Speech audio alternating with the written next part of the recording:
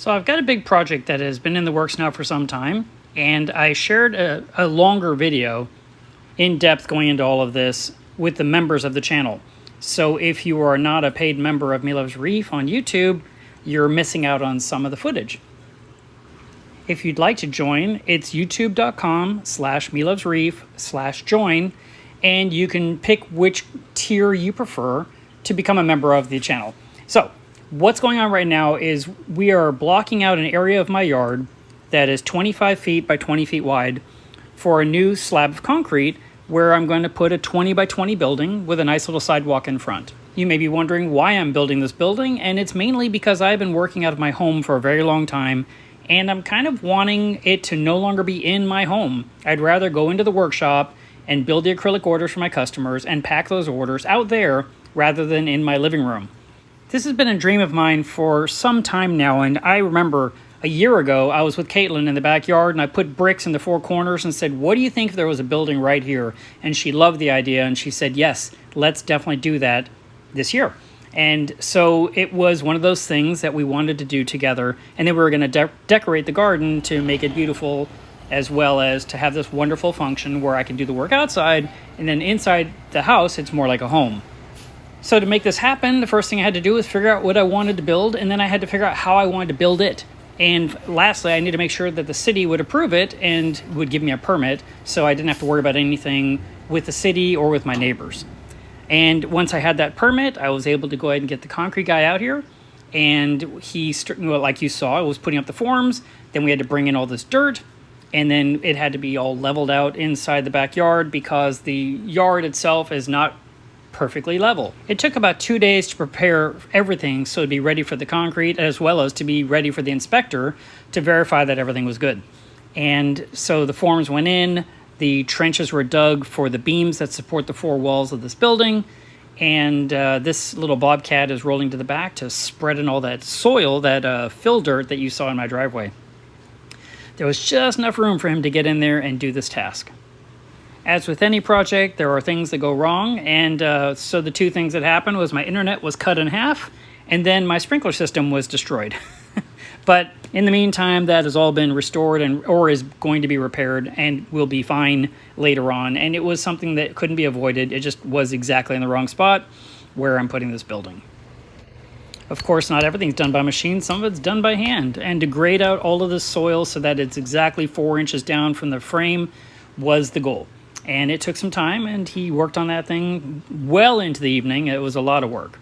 And I know he had intended to have more helpers, but they were stuck on another job. So I helped him with some of it myself.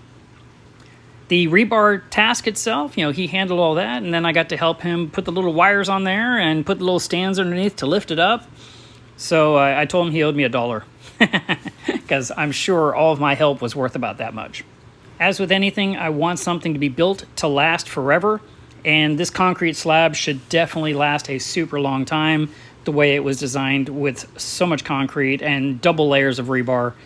I'm not going to have to worry about that. And then the building itself is a metal building with, with doors, obviously, and it's got a 20-year warranty on the building itself. I'm sure the concrete will live longer than the building. The trench you're seeing is the front wall of the building, so it has to be supported with a beam. The next day, this is what it looked like, and when the inspector came, he liked what he saw, and he said, go ahead, pour your concrete. Which was good news to me, as well as to the concrete guy. One of the things I really appreciate about where this building is, while it's plenty far away from the fence required by law, there's still a ton of yard left. So I'm not, just like destroying my entire backyard to have one building in the back. The concrete showed up with a ton of concrete. I assume it was a ton. It was about 10 yards worth. And they poured it into this bucket machine that the guy could then ride to the back and dump into the forms. Originally, I'd wondered how they're going to get the concrete to the back. I didn't know if it was going to be a crane over the roof or if there was going to be a tube that they were going to pump it through. But nope, they have this little tractor machine that just scoots along the side of the house and takes it back where it needs to go and dumps it in one bucket at a time. I have no idea how many trips he made. They just took care of it. In a matter of 2 hours flat, the entire truck's worth of concrete was inside the form. And with the power of time-lapse, I'm able to show you this stuff without it taking just as long as it really took in real life. The guys worked very hard out there all afternoon, all the way into the evening.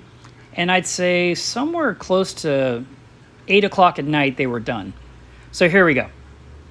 As you can see, they are just spreading it all out, and he keeps coming back with more and more, and they just keep doing their thing.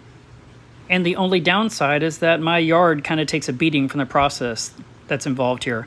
I mean, when you have this great looking lawn, you don't want anything to mess it up, and having this machine run back and forth over and over and just crush the green right out of the blades, it's kind of hard on your soul. But they spent a lot of time making sure that it was very level and very smooth. I actually asked for like a glassy smooth surface. I didn't want it to be brushed or textured at all. I wanted it to be great. And then I'm still going to put something on it inside the building to protect it. And I've been debating how I want to handle that. One of the nice things about the new building is it'll allow me to go out there and have multiple stations to build things where I don't have just one table being dominated by a couple of projects. And I'm looking forward to being able to build more things in groups, so that way when people place orders, it's ready to go, or I can get to it more quickly because I don't have a lot of things in the way that are hindering the progress of getting them all done. I'm very excited about the notion of being able to do all this work out there, no longer inside the house. And that means all the boxes, the packing material, the packing peanuts, the bubble wrap, the brown paper, the RODI systems that I build, all that stuff can go out there and have their little workstations, and I can come into the home and the home will be nice. And when family comes to visit, there's a guest room, and it'll just make everything so much better mentally for me, for my well-being, for the future of my life. And it'll be nicer for Jack as well. The very next day, they came back to take the forms off, and Jack was there to inspect the concrete to make sure that it could hold her up. And I am pleased to announce that it did hold up an entire dog. So each day, I've been watering the slab to make sure that it will not dry too quickly and it'll cure properly. I understand that's a process. And I also thought that I wasn't going to get the building for an entire month. But once the concrete was poured and I notified the company, they said, we'll see you in about 10 days. So they are coming tomorrow. And I'm very excited to see a building in my backyard tomorrow evening. So if you want to see some behind the scenes footage in the members only section of YouTube, please do sign up and join. And, I'll be releasing other things as well, but this is the opportunity to see what's going on with this project and what I'm doing inside it in the coming weeks and all during October. So I trimmed all the branches so they can put up the building without any conflict. And I hauled them all the way over here.